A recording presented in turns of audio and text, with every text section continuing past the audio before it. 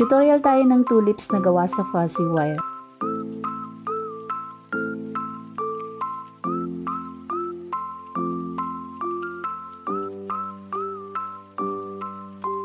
Ten and a half lang ang gagamitin nating fuzzy wire. Gawa muna tayo ng maliit na petals.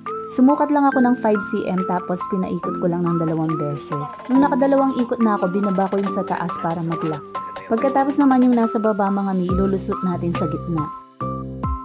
Yan, ganyan. Pagkatapos naman ilulusot natin ulit sa dulo. Para walang nasasayang na fuzzy wire mga mi. Gusto ko kasi yung ganitong sukat lang. Nung first time kong gumawa, sobrang laki ng nagawa ko. Eto mga mi, sakto lang.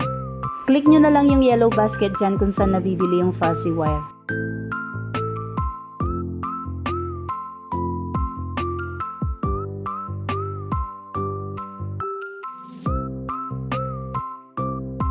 Tatlong maliit na petals ang ginawa ko mga mi. Sunod gawa naman tayo ng mas malaki ng konti. 6 cm naman ang sukat nito mga mi. Parehas lang, ipapaikot natin ng 2 beses. Kapag napaikot na natin ng 2 beses, ibababa ulit natin yung nasa taas para mag-lock. Yan, ganyan lang mga mi. Pagkatapos naman yung dulo, ilulusot naman natin sa gitna. Yan, ganyan lang kadali mga mi. Bukas wrapping tutorial naman tayo nito mga mi. Nakagawa na ako mga mi, bukas ko na lang isi-share sa inyo. Ang cute ng nagawa ko, maliit lang. Pwede yon para sa darating na Teacher's Day. Maliit lang ang puhunan nito pero pwede kang kumita ng malaki. Pero hindi ko to binebenta ng hindi nakarap mga mi. Iba din kasi pag nakabalot na. Lalo na kung ipang re-regalo. 3 ganitong size din ang ginawa ko mga mi.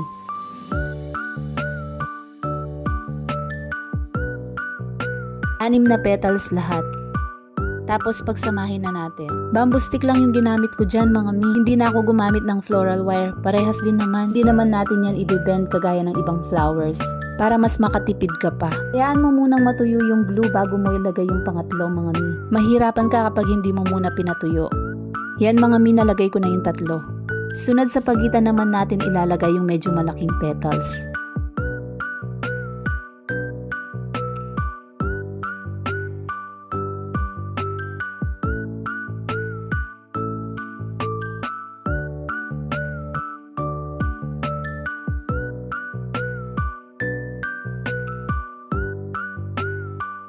Pagkatapos yung kalahati naman, dito natin ilalagay sa baba. Lagyan mo ng glue mga mi, hayaan mo din munang matuyo bago mo iikot. Pagkatapos nilagyan ko na ng floral tape. Nilagyan ko ng glue at pinatuyo ko din bago ko inikot. Pagkatapos niyan, gagawa na tayo ng dahon. 4 na kulay green na fuzzy wire ang gagamitin natin mga mi. Madali lang gumawa ng dahon.